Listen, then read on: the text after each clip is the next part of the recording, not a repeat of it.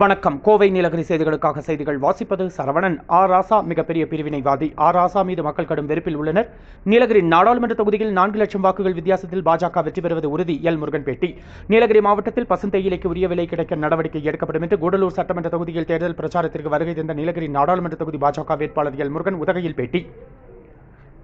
நீலகிரி நாடாளுமன்ற தொகுதியில் பாஜக சார்பில் போட்டியிடும் எல் முருகன் இன்று கூடலூர் பிரச்சாரத்திற்கு செல்வதாக உதகை வருகை புரிந்தார். முன்னதாக செய்தியாளர்களை சந்தித்த அவர் மேட்டுப்பாளையத்திற்கு நீலகிரி நாடாளுமன்ற தொகுதிக்குட்பட்ட மேட்டுப்பாளையத்திற்கு பாரத பிரதமர் வருகை புரிந்ததை அடுத்து நீலகிரி நாடாளுமன்ற தொகுதியில் 4 லட்சம் வாக்குகள் வித்தியாசத்தில் பாஜக வெற்றி பெறுவது உறுதியாகியுள்ளது. ஆனால் திமுக சார்பில் போட்டியிடும் வேட்பாளர் ராசா மீது மக்கள் கடும் வெறுப்பில் உள்ளனர். கடந்த 2009ஆம் ஆண்டு முதல் நீலகிரி மாவட்டத்தில் வருகை புரிந்துள்ளார். ஆனால் இதுநாள் வரை வாக்காளர் அடையாள அட்டையை நீலகிரிக்கு பெயர் மாற்றம் செய்யாதது ஏன் என்று கேள்வி எழுப்பினார். சமூக நீதி பற்றி திமுக பேசுவதற்கு எந்த அருகதையும் கிடையாது. அருந்ததியர் சமுதாயத்திற்காக ஒதுக்கப்பட்ட ஒரே தனி தொகுதி நீலகிரி மட்டும்தான்.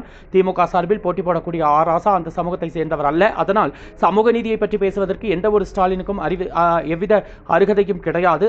ராசா மிகப்பெரிய பிரிவினைவாதி என்றார். மேலும் தர்மத்திற்கும் அதர்மத்திற்குமான தேர்தல் 2Gயா மோடிஜியா என்பதற்கான தேர்தல் என்றால், நான் கழிவறைக்கு சென்றால் கூட கேமராவை எடுத்துக்கொண்டு பின்னாடி வருகிறார்கள். ராசாவின் பின் 24 மணி நேரமும் கேமராவை எடுத்துச் செல்கிறார்கள், பார்க்கலாம். தேர்தல் அதிகாரிகள் திமுக மாவட்ட செயலாளர்கள் போல் செயல்பட்டு வருகின்றனர். தேர்தல் அதிகாரிகள் நேர்மையாக சுதந்திரமாக நடக்க வேண்டும். திமுகவிற்கு ஆதரவில்லாமல் செயல்பட வேண்டும். கூடலூரில் காங்கிரஸ் பிரமுகரின் வீட்டில் வருமான வரி சோதனை செய்யப்பட்டு ஆவணங்கள் கைப்பற்றப்பட்டுள்ளதாக தெரிவித்தார். மேலும் பேசிய அவர், அடிப்படை உரிமை இல்லாதவர்கள் திமுக இடஒதுக்கீடு சமூக நீதியை பற்றி பேச திமுகவிற்கு அருகதை கிடையாது. தேசிய முற்போக்கு கூட்டணி தேர்தலில் வெற்றி பெற்ற ஆட்சி அமைப்போம். இதுவே பிரதமர் மோடியின் ரோட் ஷோவிற்கு பதில் என்றார். வேலூரில் ஒட்டப்பட்டுள்ள போஸ்டர்களில் QR கோட் பற்றி கேள்விக்கு சுத்தமான அரசியலை பிரதமர் மோடி கடந்த 10 ஆண்டுகளாக ஆட்சி நடத்தி வருகிறார். ஊழல்வாதிகளை பற்றி எங்களுக்கு கவலை இல்லை என்றார். பேட்டியின் பொழுது மாவட்ட செயலாளர் மோகன்ராஜ், மாவட்ட பொதுச் செயலாளர் பரமேஸ்வரன், மாவட்ட செயலாளர் வெங்கடேசன் ஆகியோர் உடனிருந்தனர். கோவை நீலகிரி செய்திகளுக்காக எமது சிறப்பு செய்தியாசிரியர் தமிழ் வெங்கடேசன். தடுமாறி கொண்டிருக்கிறார். இந்த ஊர்ல வெளியே சொல்லி இன்னும் பல ஊர்ல சொல்லுவாங்க. ஏன்னா அவர் 10 வருஷமா இந்த பகுதியை பத்தி ஒரு சிந்தனையும் கிடையாது. கிட்டத்தட்ட இந்த பகுதியை பத்தி ஒருவித அக்கறையும் கிடையாது. அவர் 2009 இங்க வந்தார். இன்னைக்கு வரலும் அவருடைய வேட்புமனுல குறிப்பிட்டிருக்க அவருடைய ஓட்டர் லிஸ்ட் எங்க வச்சிருக்காரு. இன்னைக்கு வரலும் அவர் ஓட்டர் லிஸ்ட் மாத்திருக்காரா? இன்னும் அவர் 2009ல இருந்து இங்க இருந்தவர் இன்னைக்கு 15 வருஷம் இங்க இந்த பகுதியில் MP இருக்காருன்னு சொல்றாரு.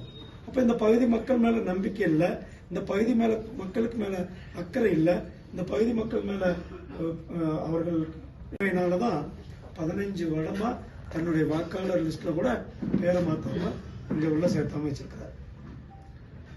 அதே மாதிரி திமுக இன்னைக்கு சமூக நீதி பத்தி வாய்க்கிலே பேசுறாங்க.